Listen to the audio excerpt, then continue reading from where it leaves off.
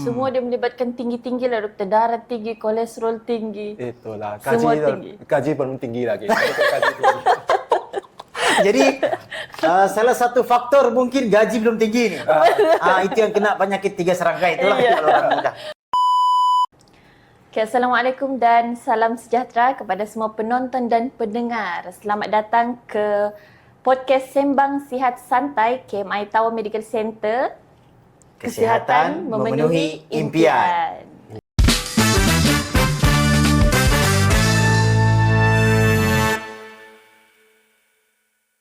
Baik, Cik Zul, apa yang kita bincangkan hari ini, Cik Zul? Okey. Hari ini kita bawakan seorang lagi kita punya doktor pakar. Betul. Yang ada di sebelah kanan kita ni lah, ya. Dan sekarang ni kita bersiaran yang dipanggil. Kita sudah bersiaran sebanyak 5 episod. 5 episod. Episod 1 kita bawakan Dr. Azhari Syam. Episod 2 kita bawakan Dr. Fazli Ramidi. Yep. Episod 3 kita bawakan siapa, Lin? Dr. Teo Kaiming, kita punya pakar kanak-kanak. Ya, Kemudian betul. episod keempat, khas kita bawakan kita punya pakar, bukan pakar. Ya, bukan pakar, Lin. Pegawai syariah. Betul. Pegawai syariah KMI Tawau Medical Center, yang mana beliau menceritakan tentang KMI Tawau dan juga Hospital Mesra Ibadah. Betul. Tapi kali ini kita berbalik semula ke topik perubatan. Betul. Kita bawakan tidak lain dan tidak bukan, Lin, iaitu Dr. Chung Yao Yi, kita punya pakar perubatan dalaman daripada KMI Tawau Medical Center. Apa khabar, doktor? Khabar bagus, terima kasih. Sihat? Sihat, Doktor pula yang tanya kita sihat. Doktor sihat? Terima kasih. Tidak apa, doktor. Boleh, Pak. Boleh, Pak. Jangan masalah, doktor. Okey, doktor. Untuk soalan pertama, kita mau doktor terangkan sikit lah. Bukan terangkan. Kongsikan sikit latar belakang lah. Mungkin daripada mana, dulu belajar di mana, begitu. Simple saja. Simple saja. Okey, nama saya Dr. Chung. Orang asal Tawau, Sabahan. Saya seorang pakar perubatan yang bertugas di KMI Tawau. Terima kasih kerana menjemput saya. Sama-sama, doktor. Baik, untuk episod kelima pada kali ini, kita akan membincangkan satu topik yang sangat penting kerana dia melibatkan antara penyakit yang paling banyak dihidapi oleh rakyat Malaysia. Uish, kau punya penggunaan bahasa tu, dihidapi. Betul kan dia paling banyak? Jangan buat Dr. Chung nervous, ya. Dihidapi dan sebagainya. Dihadapi. Belum lagi nervous lagi. Belum lagi. nervous. Okey, belum lagi. Okey. Betul lah, memang penyakit ini bukan satu benda yang klise lah. Dia Betul. adalah common yang berlaku dalam masyarakat kita. Saya rasa Dr. Chung lebih arif tentang penyakit ni, iaitu penyakit 3 serangkai. Iaitu kencing manis, Kolesterol dan juga apa lagi, Lin?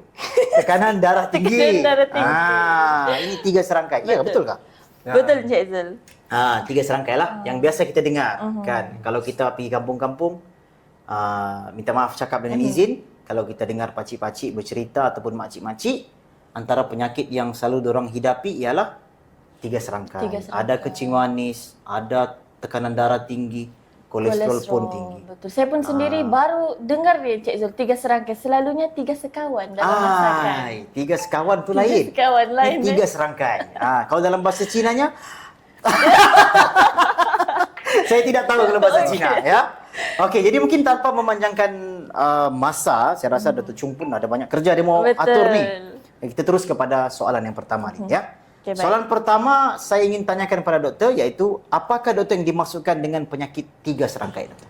Alright, terima kasih. Again, so penyakit 3 serangkai ini merujuk kepada penyakit tekanan darah tinggi, hypertension, kencing manis ataupun diabetes dan juga kolesterol tinggi. Okay.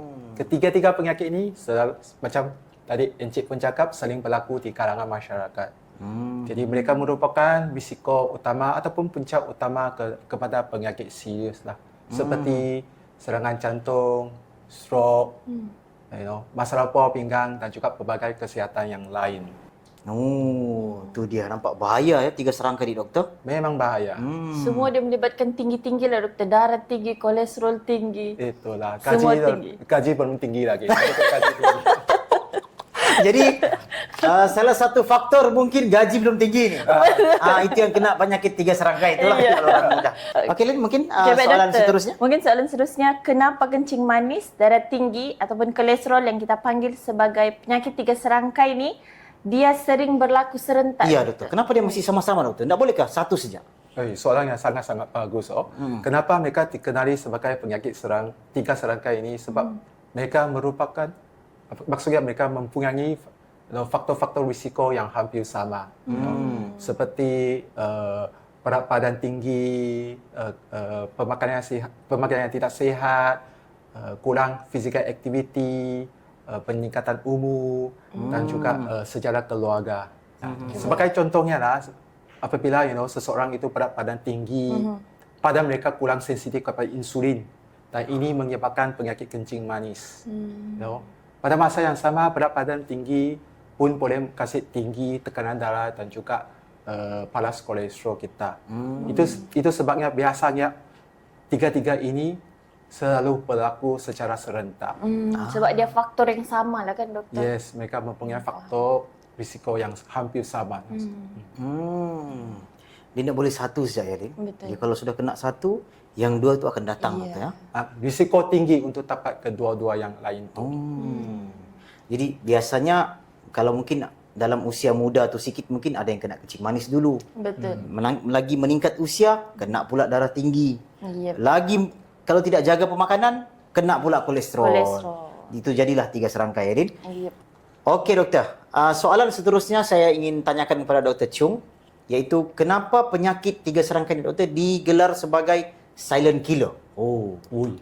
Dahsyatnya. Dahsyat doktor, kenapa tu doktor? Silent killer, pembunuh senyap. Itulah, mereka selalu dikenali sebagai silent killer, pembunuh senyap sebab mereka boleh berlaku bertahun tanpa menunjukkan apa-apa simptom.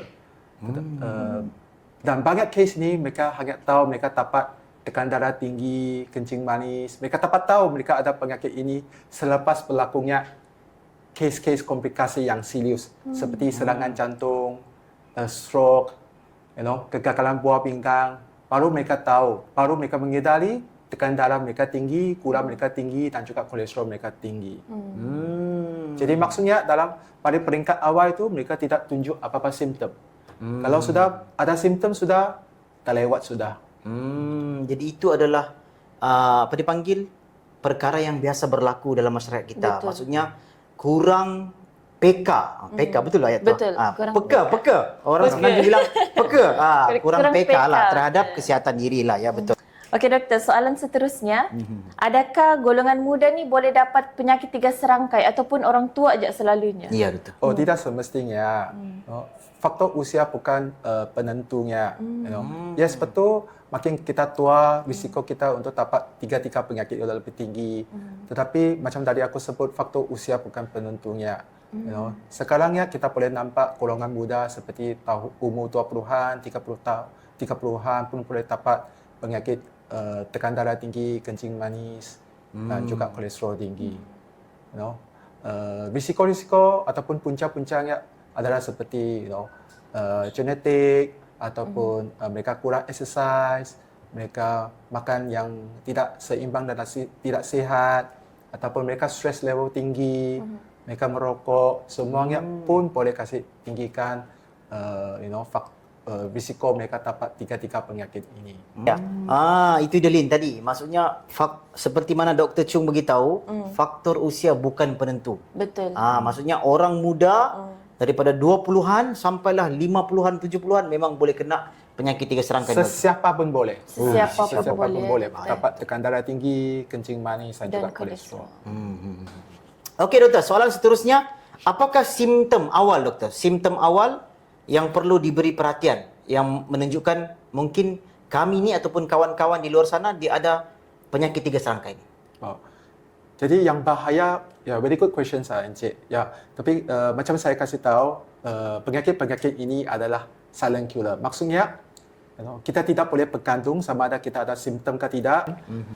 Sebenarnya penyakit tekanan darah tinggi, kencing manis dan kolesterol ini, kebanyakan mereka tak ada simptom. Kalau macam tadi aku sebut, kalau simptom sudah ada itu mungkin sudah terlewat sudah.